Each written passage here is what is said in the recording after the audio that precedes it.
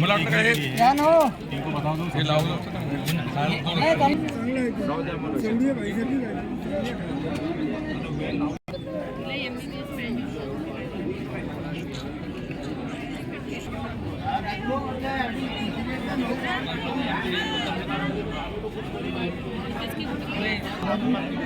काही गरज करता आमचा बारीक पान आहे आमच्या हे नंतर देखील ते थोडं हे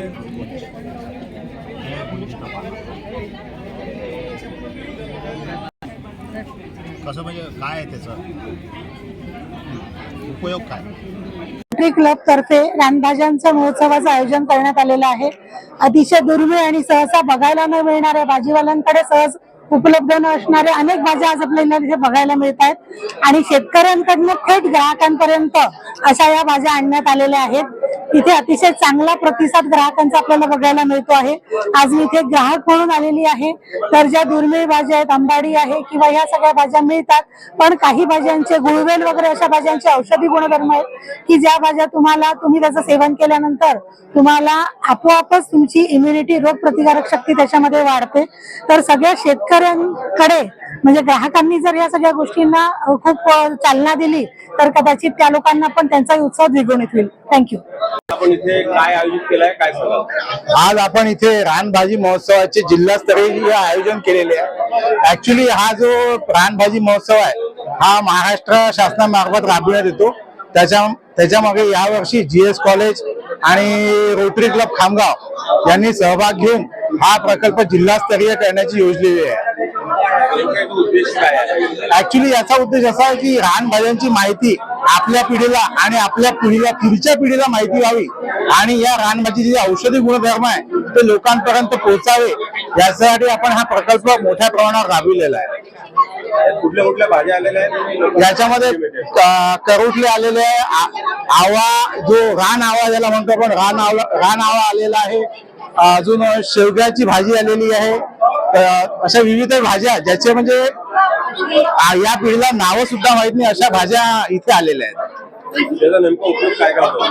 याचा उद्देश असा आहे की ह्या भाज्या आपल्या पिढीला माहिती व्हाव्या आणि याचे औषधी गुणधर्म आपल्याला माहिती व्हावे आणि खामगाव परिसरातील जे लोक आहेत त्यांना देखील याचं महत्व समजावं, त्याकरता आपण हा प्रकल्प आयोजित केलेला आहे। रमेश जाधव, तालुका कृषी अधिकारी जळगाव जामोद।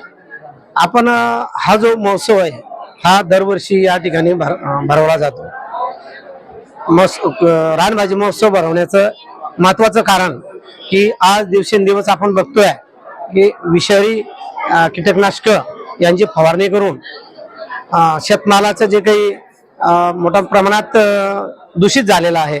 बऱ्याच लोकांना त्यांची इच्छा पूर्ण करण्यासाठी खवय्यांना त्यांना भाजीपाला चांगला मिळत नाही आणि यासाठी पारंपरिक वस्तूंचे जतन करणे, पारंपरिक वनस्पतीचे जतन करणे, त्याची ओळख पुढील पिढीला देणे, याकरता या रानभाजी महोत्सवाचे अनन्यसाधारण महत्व आहे।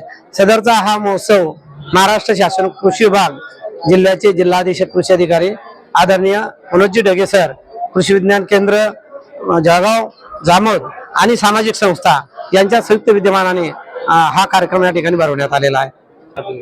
या निमित्तानं मी संपूर्ण जनतेला नागरिकांना आवाहन करू इच्छितो की आपण या रानभाजी महोत्सवाचं महत्व जाणून यामध्ये मोठ्या प्रमाणात सहभाग नोंदवावा.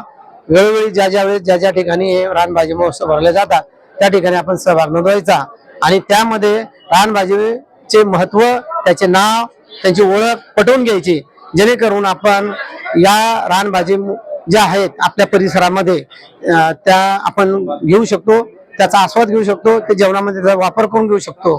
अत्यंत न्यूट्रिटिव्ह व्हॅल्यू असलेलं हे रानभाज्या आहेत. त्याला कुठल्याही प्रकारचा फवारण्या केलेल्या नाहीत, कीटकनाशक त्याच्यावर फवारलेले नाहीत. त्यामुळे विषमुक्त असं अन्न म्हणून या रानभाजी महत्व अनन्यसाधारण आहे.